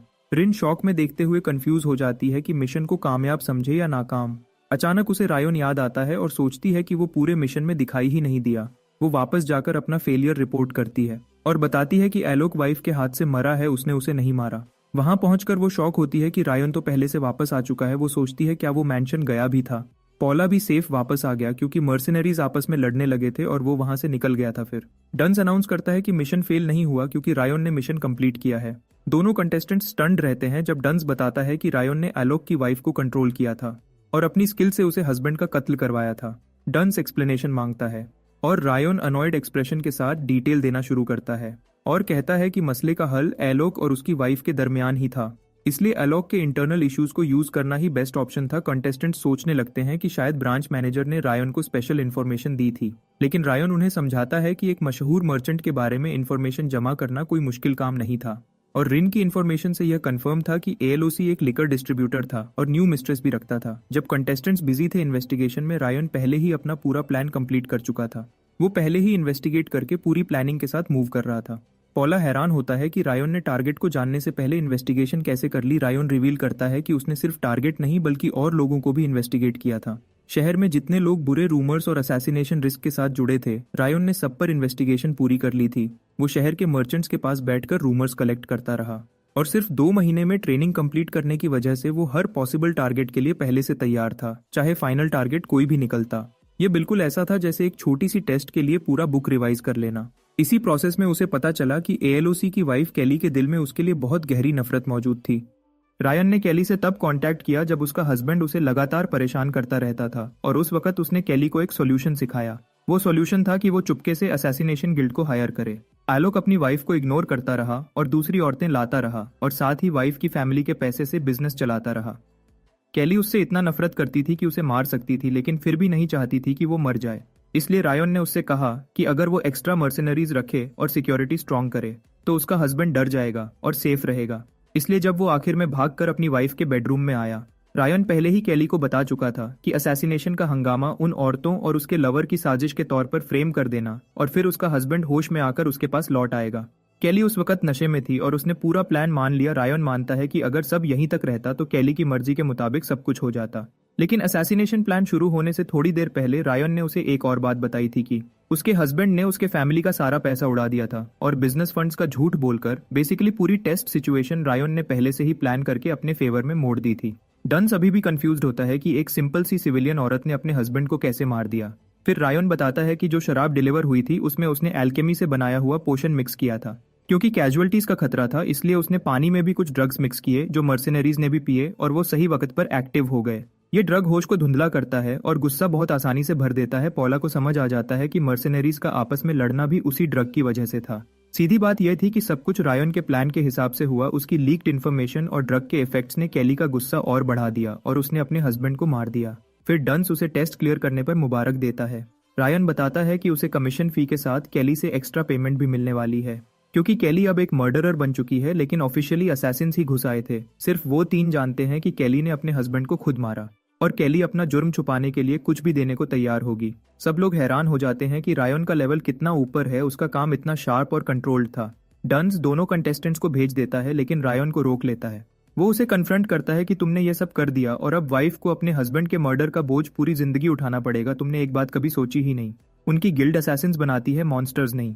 रायन शांत अंदाज में कहता है कि उसने केली को एक नॉर्मल औरत समझकर प्लान बनाया था, जब तक उसे यह पता नहीं चला था कि केली अपने हस्बैंड की हर लवर को मार देती थी। एएलओसी भी बहुत जिंदगियां बर्बाद कर चुका था ड्रग्स, लोन्स और गैम्बलिंग डेंस के चलते। केली अपने फैमिली की पावर से अपने किलिंग्स छुपा लेती थी और उसका हस्बैंड भी उससे थक चुका था, लेकिन फिर भी मिस्ट्रेसेस लाना नहीं छोड़ा था, जबकि उसे पता था कि वो सब मारी जाएंगी। उन औरतों के हस्बैंड्स अभी भी उन्हें ढूंढ रहे हैं, लेकिन केली की पावर उन सब क्राइम्स को दबा देती थी। ऐसे डिटेल्स आम इन्वेस्टिगेशन में मिलती ही नहीं। और ये तो एक टेस्ट केस की असैसिनेशन रिक्वेस्ट थी। अगर वाइफ हस्बैंड को मारना नहीं चाहती थी तब भी गिल्ड को फुल पेमेंट तभी मिलेगी जब एलोक मर जाएगा। रायन पूछता है कि क्या क्लाइंट की फीलिंग्स या हालत कोई मतलब रखती हैं जब असैसिनेशन का काम पैसे के लिए होता है। वो कहता है केली ने कभी ये तो नहीं कहा कि वो अपने हस्बैंड को अपने हाथ से नहीं मारना चाहती थी। उसने गिल्ड का इस्तेमाल करने की कोशिश की और रिक्वेस्ट अपने तरीके से कंप्लीट हुई। अगर अब वो अपने हस्बैंड के मर्डर का गिल्ट पूरी जिंदगी उठाए तो भी वो उनका मसला नहीं। डन सोच में पड़ जाता है कि शायद असैसिन्स के लिए जमीर या गिल्ट जैसी चीजें जरूरी नहीं होती। और रायन कहता है कि अगर उन्हें अपनी इंसानियत बचानी है तो उन्हें ताकत हासिल करनी पड़ेगी और सिस्टम को जड़ से मिटाना पड़ेगा। कितना भी खोज लें और कितना भी सर्च कर लें, लेकिन असैसिनेशन रिक्वेस्ट लेने के वक्त किसी का जमीर बदल नहीं सकता, कुछ भी चेंज नहीं हो सकता। ये बात कहकर वो वहां से सीधा चल दिया। फिर सैफायर हमारे लड़के को मुबारक देती है कि उसने टेस्ट पास कर लिया है और अब वो गिल्ड का फॉर्मल मेंबर बन गया है। और 5th ग्रेड असैसिन भी जैसे ही वो अनाउंस करती है उसका लेवल तुरंत बढ़ जाता है। सिस्टम नोटिफाई करता है कि उसने फिलिप्स और पैलेस का रिस्पेक्ट हासिल कर लिया है और डन्स की एक्सपेक्टेशंस भी अर्न कर ली है। सैफायर बताती है कि अब वो गिल्ड की ऑफिशियल रिक्वेस्ट्स ले सकता है और अगर कंडीशंस पूरी हों तो प्रमोशन के लिए अप्लाई भी कर सकता है। उसने एक्सपेक्ट नहीं किया था कि वो तुरंत अप्लाई करेगा, लेकिन वो उसकी बात कट कर देता है और सारी प्रमोशन कंडीशंस याद से सुना देता है। फिर बिना झिझक पूछता है कि एलोक रिक्वेस्ट का पेमेंट कितना बना। सैफायर को हल्का सा प्रेशर महसूस होता है। वो बताती है कि एडवांस पेमेंट 10 गोल्ड था, कंप्लीशन पेमेंट 10 गोल्ड था और केली ने मर्डर कंसील करने के लिए 10 गोल्ड एक्स्ट्रा दिए थे। वो कहता है टेस्ट ही सही, लेकिन रिक्वेस्ट उसने ही कंप्लीट की और एक्स्ट्रा पैसा भी उसका ही बनता है। और प्रमोशन कंडीशन एक ही रिक्वेस्ट में 30 गोल्ड अर्न करना है, जो वो ऑलरेडी कर चुका है। उसी वक्त सिस्टम उसको ऑप्शन देता है कि वो 4th ग्रेड असैसिन प्रमोशन के लिए अप्लाई कर दे। सैफायर उसे वार्न करती है कि ज्यादा अहंकारी मत बनो, उन्हें हल्का मत समझो।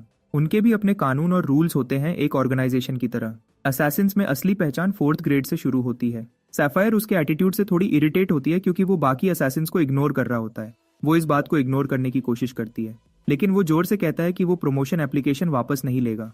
सैफायर गुस्से में चिल्लाने लगती है, लेकिन ड्यून्स जो टेस्ट सुपरवाइज कर रहा था वो बोलता है कि रायन बिल्कुल क्वालिफाई करता है 4th ग्रेड प्रमोशन टेस्ट के लिए, क्योंकि ये उनकी बेइज्जती नहीं थी बल्कि टेस्ट में उसने एक इंपॉर्टेंट चीज दिखाई थी। पूरी फिजिकल एबिलिटी, उसने कोई हैवी प्लानिंग नहीं की, उसने बस असैसिन के बॉडी स्किल्स और टेक्निक्स यूज किए और ब्रिलियंट स्ट्रैटेजी से असैसिनेशन अटेम्प्ट जीत लिया। और ये भी कि अब वो मौका लेकर रायन की असली स्किल को गेज कर सकते हैं या उसे एक ऐसी सीख दे सकते हैं जो वो कभी ना भूले। सैफायर को टैग गेम याद आता है जिसमें ज्यादा ट्रैप्स थे। वो फाइनली प्रमोशन टेस्ट एक्सेप्ट कर लेती है और वार्न करती है कि ये टेस्ट जान का जोखिम होता है, असैसिन की लाइफ का रिस्क होता है। रायन बिल्कुल कॉन्फिडेंस के साथ चैलेंज एक्सेप्ट कर लेता है। रात के वक्त बाद में तीनों लोग ड्यून्स के साथ बैठे होते हैं। ड्यून्स बताता है कि टेस्ट जल्दी से जल्दी 1 या 2 महीने बाद हो सकता है और तब तक वो रायन को ट्रेन कर सकता है, लेकिन रायन पोलाइटली मना कर देता है क्योंकि वो रेस्ट करना चाहता है। वो कहता है कि वो कुछ दिन के लिए गिल्ड से दूर रहेगा और अब जब वो फॉर्मल मेंबर बन गया है तो ब्रांचेस की टेरिटरी से बाहर भी जा सकता है। वो उन्हें यकीन दिलाता है कि टेस्ट से पहले जरूर वापस आएगा और मार्टिन ब्रांच में रुककर टेस्ट अपडेट्स भी चेक करेगा। फिर सब लोग आपस में पीकर बैठकर बात करते हैं जब तक दिल भर ना जाए। अब रायन जानता है कि जब वो 4th रैंक असैसिन बन जाएगा तब उसके पास बिल्कुल फ्री टाइम नहीं होगा, क्योंकि 4th रैंक असैसिन्स को लगातार रिक्वेस्ट्स मिलती रहती हैं और टारगेट जब ब्रांच लीडर हो तो सोने का वक्त भी नहीं मिलता। इसीलिए उसे जरूरी है कि वो उस सबसे पहले ही यहाँ से निकल जाए। फिर वो डार्क जोन में पहुंच जाता है जिसे लैंड ऑफ द डेड कहते हैं। इसी वक्त एक नोबल अपने नाइट्स के साथ सफर कर रहा होता है और वो हमारे लड़के को देखता है। वो फौरन पूछता है कि ये कौन है। रायन उठकर कहता है कि उसकी टांग इंजर्ड है और वो अब चल नहीं सकता। वो नोबल से रिक्वेस्ट करता है कि उसे गांव तक राइड दे दो वरना वो यहाँ मर जाएगा। नोबल घमंड से कहता है कि अगर वो जल्दी में ना होता तो उसे वहीं मार देता, लेकिन रायन को बिल्कुल समझ आ जाता है कि नोबल एक्चुअली बिल्कुल हरी में नहीं था। रायन बस से विनती करता है कि उसे कैरेज में चढ़ने दो और नोबल का नाम केनेल होता है। कैरेज के अंदर से किसी ने ऑर्डर दिया कि बच्चे को अंदर बिठाया जाए, लेकिन केनेल मना करता है और उसको अपने साथ घोड़े पर बिठा लेता है। सफर के दौरान केनेल उससे क्वेश्चंस करता रहता है और हमारा लड़का अपना इंट्रोडक्शन दे देता है। नोबल कहता है तुम सिर्फ इसलिए जिंदा हो क्योंकि कैरेज में जो यंग लेडी बैठी है उसकी वजह से, और तुम्हारी किस्मत अच्छी थी। लेकिन रायन को पूरा पता होता है कि यह किस्मत नहीं थी, ये पूरी प्लानिंग थी। वो यंग लेडी रोज फैमिली की खून की रिश्तेदार होती है और उसके पास रोज फैमिली का क्रेस्ट भी होता है। इसी काम के लिए रायन ने सारे डेंजर्स पहले ही क्लियर कर दिए थे और उसने पता लगा लिया था कि रोज फैमिली का प्रोसेशन इसी रोड से गुजरेगा। वो फाइनस्ट्रॉय की आउटर टेरिटरीज में चुपचाप रह रहा था, लेकिन अचानक रोज फैमिली गिर गई और उस लड़की को एग्जाइल में भेज दिया गया। रायन जानता है कि बॉर्डर रीजन के सिर्फ छोटे नोबल्स ही बचे हैं और उनके साथ जो एस्कॉर्ट्स हैं वो असली नाइट्स नहीं बल्कि फैमिली के प्राइवेट सोल्जर्स हैं जिन्हें सिर्फ नाम का नाइटहुड दिया गया है। रोज फैमिली के गिरने की पूरी कहानी सरमन फैमिली से जुड़ी हुई है जितना उसने इन्वेस्टिगेट किया है। नाइट्स में से एक पूछता है कि सरमन फैमिली का इस सब में क्या लेना देना, और दूसरा नाइट कहता है कि सरमन एक चालाकी भरी फैमिली है, उन्होंने अपने सीक्रेट डीलिंग्स छुपाने के लिए रोज फैमिली के हेड को असैसिनेट कर दिया। यह सुनकर रायन बिल्कुल शॉक हो जाता है। थोड़ी देर बाद वो एक छोटा सा स्टॉप लेते हैं। आज रायन को रोज फैमिली के गिरने का असल वजह पता चलता है। यह सब सरमन और पार्टन फैमिलीज के बीच रीसेंट कॉन्फ्लिक्ट की वजह से हुआ होता है। सरमन फैमिली डेरिंग किंगडम से बिलोंग करती है और पार्टन फेन्स जॉय किंगडम से रोज फैमिली का सबसे बड़ा बेटा पार्टन के राइवल नेशन के साथ था और सरमन फैमिली में नाइट बन गया था। यहीं से दोनों फैमिलीज का रिश्ता शुरू हुआ। डार्क जोन में ड्यूटी करते वक्त उसकी मौत एक मॉन्स्टर के हाथ हो गई और सरमन फैमिली ने रोज फैमिली को इज्जत देने के लिए उनको मैसिव एड दिया।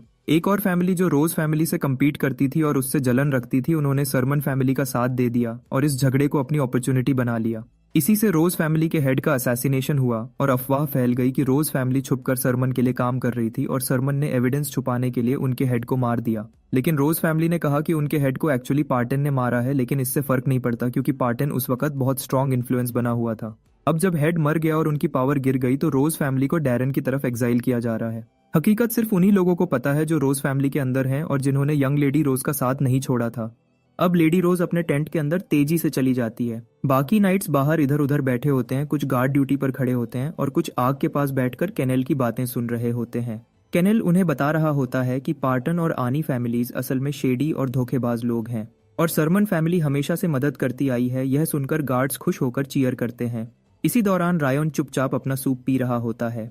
एक गार्ड उसे देखकर सोचता है कि शायद यह बच्चा पॉलिटिकल बातों से बोर हो रहा होगा, लेकिन रायन आराम से उन्हें कहता है कि क्या एग्जाइल मिशन के बीच किसी अननोन बच्चे के सामने इतनी खुली पॉलिटिकल बातें करना सही भी है या नहीं। गार्ड्स इस बात को हल्का लेते हैं और फिर से अपनी बातें शुरू कर देते हैं। वो कहते हैं कि लेडी रोज तो सबसे ज्यादा दुख में है और वो खुद केनेल और नए नाइट्स एक्सपीरियंस में कमजोर हैं, इसलिए उन्हें आनी फैमिली से आने वाले खतरे की गहराई का अंदाजा नहीं। रायन को बिल्कुल पता होता है इसका मतलब क्या है। आनी फैमिली का हेड एक बिगड़ा हुआ औरतबाज आदमी है जिसके खिलाफ गिल्ड में कई कत्ल करने के रिक्वेस्ट्स आ चुकी होती हैं। वो रिक्वेस्ट्स खुद रायन ने रिजेक्ट की थी क्योंकि रिस्क ज़्यादा था और रिवॉर्ड बहुत कम था।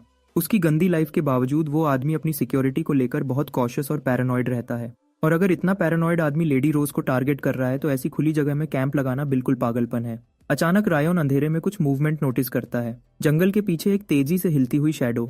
उसे समझ आ जाता है कि कोई ऑलरेडी उनका पीछा कर रहा है, इसलिए वो बिना शोर मचाए अटैक नहीं करता, बल्कि वो चुपके से अंधेरे में घुस जाता है और ट्रैप्स लगाना शुरू कर देता है ताकि पीछा करने वाले की स्पीड स्लो हो जाए। जब वो वापस कैंप में आता है, गार्ड्स उसको देखकर हैरान होते हैं कि ये इतना मिट्टी में क्यों लदा हुआ है। उन्हें बिल्कुल नहीं पता होता कि रायन ने पहले से ही ट्रैप्स लगा दिए हैं जो उस पीछा करने वाले को काफी देर रोक लेंगे। ये सब करने के बाद रायन उनकी फैमिली से मिली इन्फॉर्मेशन को अपने माइंड में अरेंज करता है। फिर वो चुपचाप अपने टेंट में चला जाता है ताकि रेस्ट कर सके क्योंकि सुबह उसे अलग होना है। अगली सुबह वो फिर सफर शुरू करते हैं और डॉसन विलेज पहुंच जाते हैं। केनेल रायन को देखकर हैरान होता है कि इतना छोटा बच्चा डार्क जोन के पास वाले विलेज में क्या करेगा। रायन आराम से झूठ बोल देता है कि वो मॉन्स्टर मटेरियल्स का छोटा मर्चेंट है और यह कहकर वो उनसे अलग होने के लिए तैयार होता है। लेकिन जैसे ही वो निकलने लगता है, एक नाइट उसे रोकता है और एक जादुई लिक्विड दे देता है। ये लिक्विड लेडी रोज के ऑर्डर पर दिया गया होता है। रायन थोड़ा हैरान हो जाता है लेकिन वो उसे ले लेता है। उसके बाद वो नाइट वहां से निकल जाता है और रायन अकेला रह जाता है। वो बिना सोचे समझे वो लिक्विड पी लेता है और जैसे ही वो फिनिश करता है, एक ग्रुप ऑफ हॉर्स राइडर्स पूरी रफ्तार से उसके पास से गुजरता है। रायन फौरन पहचान लेता है कि ये पीछा करने वाली पार्टी है। इनमें मर्सनरीज, सोर्ड्समैन और मैजिशियन सब शामिल होते हैं। उनके आगे आगे जो लीड कर रहा होता है वो होता है गुरुता आनी, जो आनी फैमिली का दूसरा बेटा होता है। वो सब रायन के पास से घोड़ों पर तेज भागते हुए निकल जाते हैं बिना उस पर एक नजर डाले। रायन हैरान होता है कि इतनी ट्रैप्स लगाने के बावजूद ये लोग इतनी जल्दी कैसे पहुंच गए। फिर उसकी नजर लिक्विड की बोतल पर पड़ती है। करीब से देखने पर वो बहुत महंगी लग रही होती है। रायन सोचता है कि लेडी रोज ने ऐसी कीमती चीज उसे क्यों दे दी, जबकि वो खुद एक भागी हुई पर्सनालिटी की तरह जिंदगी गुजार रही है और उनके जीतने की कोई उम्मीद नहीं। रायन जानता है कि जरूडा एक ना एक दिन उसे पकड़ ही लेगा। ये उसका मसला नहीं होना चाहिए था, पर अब जब उसने उनका महंगा लिक्विड ले लिया है, उसे लगता है कि वो उनका कर्जदार बन गया है। फिर वो हल्की सी सांस लेकर अपने मैजिक सर्कल्स एक्टिवेट करता है और कॉर्नेक को समन करता है। समन होने के बाद वो कॉर्नेक को अपना पहला टास्क बताता है। इसी वक्त रोज फैमिली चुपचाप अपना सफर जारी रखती है। अचानक केनेल को कुछ आवाज सुनाई देती है और वो फौरन अलर्ट हो जाता है। वो सबको कहता है कि चलने की रफ्तार तेज करो और लेडी रोज को थोड़ा पीछे रहकर चलने का सिग्नल देता है। बाकी नाइट्स थोड़ी देर के लिए कंफ्यूज्ड हो जाते हैं इतने अचानक ऑर्डर सुनकर, पर वो फिर भी केनेल की बात मान लेते हैं क्योंकि वो बताता है कि माना यूज करने वाले लोग उनका पीछा कर रहे हैं। बॉर्डर नजदीक आने पर वो बैकअप प्लान बनाता है कि अगर पीछा करने वाले पहुंच गए तो फ्रंट में चलने वाले 2 नाइट्स लेडी रोज को उठाकर सीधा सेफ जगह ले जाएंगे। केनेल जिम्मेदारी लेकर उनकी तरफ वापस दौड़ता है ताकि उन्हें रोके रख सके। उसे पता होता है कि आनी फैमिली के नाइट्स उससे बहुत ज्यादा पावरफुल हैं। आनी फैमिली की पीछा करने वाली पार्टी पहाड़ों के पास पर पहुंचती है। वो हैरान हो जाते हैं कि उनके सामने सिर्फ एक नाइट खड़ा है। केनेल अपना घोड़ा रोककर उन्हें रोकने की कोशिश करता है और वार्निंग देता है कि वापस मुड़ जाएं। लेकिन वो शॉक्ड हो जाता है जब जरूटा आनी अपनी हुड उतार देता है और अपनी असली पहचान सामने ले आता है। उसके साथ ही इस हरकत को बेवकूफ़ी समझते हैं, पर जरूडा को परवाह नहीं होती क्योंकि उनकी मिशन ये है कि लेडी सेंटीन के सिवा सबको मार देना है। वो बिना हिचकिचाहट के ऑर्डर देता है कि लड़की को बॉर्डर क्रॉस करने से पहले पकड़ लो। मर्सिनरीज फौरन चार्ज करते हैं। केनेल उन्हें रोकने की कोशिश करता है, लेकिन एक मेज का पावरफुल ब्लास्ट उस पर गिरता है और वो जमीन पर जा गिरता है। वो बुरी तरह जख्मी होता है पर खुद को संभालने की कोशिश करता है। फिर उसके होश उड़ा देने के लिए जरूडा अपना नाइट भी सामने ले आता है। सबसे ज्यादा शौक तब होता है जब पता चलता है कि वो नाइट सीसो है, केनेल का पुराना कैप्टन जिसे जरूडा ने पैसों से अपनी तरफ कर लिया था। साइसो बिना टाइम वेस्ट किए केनेल पर हमला करता है और सिर्फ कुछ स्विंग्स में ही केनेल की तलवार उसके हाथ से गिरा देता है।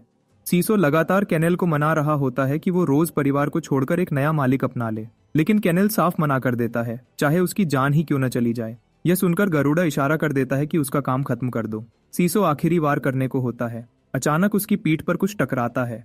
वो कोर्नज की हरी आग होती है जो वहां आकर मदद कर रही होती है। कोर्नज बिना रुके कई धमाकों के साथ वर्षा करती है और सीसो तुरंत मर जाता है। गरुड़ा बच जाता है क्योंकि उसका मेज उसे शील्ड दे देता है। बॉर्डर के पास रोज परिवार की सवारी बिल्कुल तबाह हो चुकी होती है। सिर्फ 2 नाइट्स बचते हैं जो लेडी रोज को बचाने की पूरी कोशिश कर रहे होते हैं। 2 सैनिक उनका मजाक उड़ा रहे होते हैं कि तुम लोग इतनी आसानी से गिर गए। स्थिति और खराब होती देखकर लेडी रोज खुद कैरेज से बाहर आती है। शांत लेकिन मजबूत अंदाज में वो अपने लोगों को हथियार नीचे करने का हुक्म देती है। फिर वो एक छुरी अपनी गर्दन पर रखकर कहती है कि अगर तुम्हें मुझे ले जाना है तो ले जाओ, लेकिन मेरे लोगों को छोड़ दो, वरना मैं अपनी जान खुद ले लूंगी। पर मर्सिनरी हंसी उड़ाकर कहता है कि जब तक वो डैरन नहीं पहुंचती वो न रानी है न कोई कीमती इंसान। एक मर्सिनरी पल भर में उसके पीछे आकर छुरी छीन लेता है और उसे मना करने वालों की औकात समझाने को तैयार होता है। रोज नाइट पलटकर हमला करने जाता है। तभी रायन बिजली की तरह आकर मर्सिनरी को एक जोरदार किक मारता है। दूसरा मर्सिनरी पहले से ही हिरन होता है और ज्यादा शॉक्ड होता है जब रायन खुद को मार्टोंग का असैसिन बताता है और कहता है कि वो एक लिक्विड सूप वाली एडवांस पेमेंट लेकर आया है। लेडी रोज तुरंत बात समझ जाती है और उसे सारे दुश्मन संभालने के लिए 30 गोल्ड ऑफर करती है। रायन के लिए यह बहुत कम होता है और वो कहता है कि पहला मर्सिनरी ही 30 गोल्ड का काम है। बाकी अभी गरुड़ा ओनी का दूसरा बेटा, नाइट कमांडर और एक मेज भी बचे होते हैं। लेडी रोज समझ जाती है कि अगर अब उसने फौरन फैसला न किया तो पूरी एग्जाइल मिशन बिगड़ जाएगी और हाउस रोज खतरे में पड़ जाएगा। घबराहट में वो कहती है कि रायन जो मांगे वो दे देगी। रायन खुशी से यह बात मान लेता है। फिर वो एक पल में हवा में उछलकर दूसरे मर्सिनरी की तरफ बढ़ता है। मर्सिनरी सोच में पड़ जाता है कि क्या ये सच में असैसिन है। रायन अपना हमला तैयार करता है और एक ही बार में दूसरा मर्सिनरी गिरा देता है और सबको दिखाता है कि वो कभी गलती नहीं करता और अपनी पहचान खुद बताकर भी नहीं डरता। इस तरह मार्टिन में रायन की पहली जीत शुरू होती है जिसकी कीमत सब कुछ होती है और रायन अपनी शान के पल में जी रहा होता है। गिरा हुआ मर्सिनरी धीरे से उठता है, पागलों सी हंसी करता है और कहता है कि वो इतनी आसानी से नहीं हारेंगे और रायन के मुड़ने से पहले पहले मर्सिनरी अपनी तलवार लेकर उस पर वार कर देता है, लेकिन रायन आसानी से बच निकलता है। मर्सिनरी समझ जाते हैं कि एक मार्टिन असैसिन के सामने पल भर भी होश खो देना खतरनाक है। दोनों मर्सिनरीज तुरंत एक साथ हमला शुरू कर देते हैं। पोजीशन स्विचिंग स्वॉर्ड आर्ट से दोनों अलग अलग जगह से एक ही वक्त पर रायन पर वार करते हैं। जवाब में रायन अपना बॉडी कंट्रोल और एक्सेलरेशन चला देता है और एक पल में वो उनके इर्द गिर्द दिखाई देने लगता है। यह सब देखकर दोनों बिल्कुल उलझन में पड़ जाते हैं और रायन की चालाक इल्यूजन्स को असली समझने लगते हैं क्योंकि वो एक भी वार नहीं लगा पाते। ऐसे में दोनों फैसला करते हैं कि सही वक्त देखकर एक साथ काउंटर हमला करेंगे, पर उन्हें पता ही नहीं होता कि अब समय हाथ से निकल चुका है। रायन एक झटके में उनके सामने आ जाता है और बता देता है कि वो उन पर फिजिकल वीकनिंग और कर्सेस लगा चुका है। जब तक वो समझते उनके शरीर कमजोर होने लगते हैं। फिर रायन उन्हें अंदर बाहर से काट देता है और खून की बड़ी छींटों के साथ दोनों को गिरा देता है। सूरज की रोशनी फैलने लगती है। सब लोग अपने आप को संभालते हैं, घायलों का इलाज करते हैं और कैरेज को दोबारा बनाने लगते हैं। इसी वक्त केनेल भी वहां पहुंचता है। जैसे ही वो कदम रखता है उसकी पहली फिक्र सबकी सुरक्षा होती है। उसे देखकर लेडी रोज को सुकून सा महसूस होता है और उसकी आंखों में आंसू आ जाते हैं। रायन चुपचाप जानता है कि यह सब उसकी वजह से मुमकिन हुआ। गार्ड्स हैरानी से सोचते हैं कि क्या केनेल ने अकेला सारे परस्यूअर्स को हरा दिया है, लेकिन केनेल बताता है कि उसे एक अनजान मेज की मदद मिली थी। उस मदद की वजह से वो गरुड़ा को पकड़ने और गद्दार नाइट को हराने में कामयाब हुए। बातें चल रही होती हैं कि तभी कोरनक खुद वहां आ जाती है। रायन के मैजिक सर्कल सिग्नल का जवाब देते हुए वो गरुड़ा को जख्मी और थका हुआ जमीन पर फेंक देती है। रायन को देखकर केनेल पहचान लेता है कि यह वही लड़का है जिसे उसने पहले मदद दी थी, लेकिन वो हैरान हो जाता है जब लेडी रोज बताती है कि यह मार्टिन का असैसिन है। लड़ाई याद आते ही केनेल को समझ आ जाता है कि शायद इस असैसिन की मौजूदगी ही वजह थी कि मेज इतनी आसानी से दुश्मन को नीचा दिखा रहा था जब वो लड़ रहा था। जब गरुड़ा सुनता है कि रायन मार्टिन से है तो वो जल्दी जल्दी अपनी जान बचाने के लिए 3 गुना ज्यादा इनाम देने का वादा करता है, क्योंकि उसे पता होता है कि असैसिन्स के लिए इनाम इंसान से ज्यादा मायने रखता है। लेकिन सब लोग झटके में आ जाते हैं जब रायन तंग आकर अपना जादू चलाता है और गरुड़ा को 2 हिस्सों में काट देता है क्योंकि वो ज्यादा बकबक कर रहा था। इससे वो लेडी रोज को भी एक सीधा संदेश दे देता है कि जो लोग अपनी पेमेंट छुपाने की कोशिश करते हैं उनका अंजाम ऐसा ही होता है। डर के मारे लेडी रोज तुरंत मान जाती है। फिर रायन इनाम के पास जाकर समझाता है कि उसे अभी पैसा नहीं चाहिए। वो रोज फैमिली की मुश्किल हालत समझता है, लेकिन वो एक जबानी करार जरूर चाहता है जो दोनों के बीच चुपचाप रहेगा। जब बात पक्की हो जाती है वो मशवरा देता है कि सब लोग अपनी मंजिल की तरफ चलना शुरू करें और यकीन दिलाता है कि उनके जाने के बाद लाशें गिल्ड देख लेगी। फिर रायन वापस मुड़ने लगता है, मगर केनेल जो पूरी सोच समझकर देखता रहा था उसे आवाज देकर रोक लेता है। रायन हल्की सी नजर मारकर विंक करता है, उंगली चटकाता है और सबके सामने गायब हो जाता है। गार्ड्स जोरदार हैरान रह जाते हैं, पर केनेल को सबसे बड़ा झटका तब लगता है जब वो सोचता है कि लड़का खुद को असैसिन कहता है, लेकिन जो चीज उसने बुलाई थी वो आम अनडेड बिल्कुल नहीं थी। वो तो इंसानों की तरह सीधी जबान में बात कर रही थी और उसने एक पल में सीसो और मेज दोनों को गिरा दिया था। यह सब देखकर केनेल का दिल हिल जाता है कि अगर कोई इतनी शक्तिशाली डेड को कमांड कर सकता है तो हो सकता है कि रायन सबसे मशहूर नेक्रोमांसर का स्टूडेंट हो।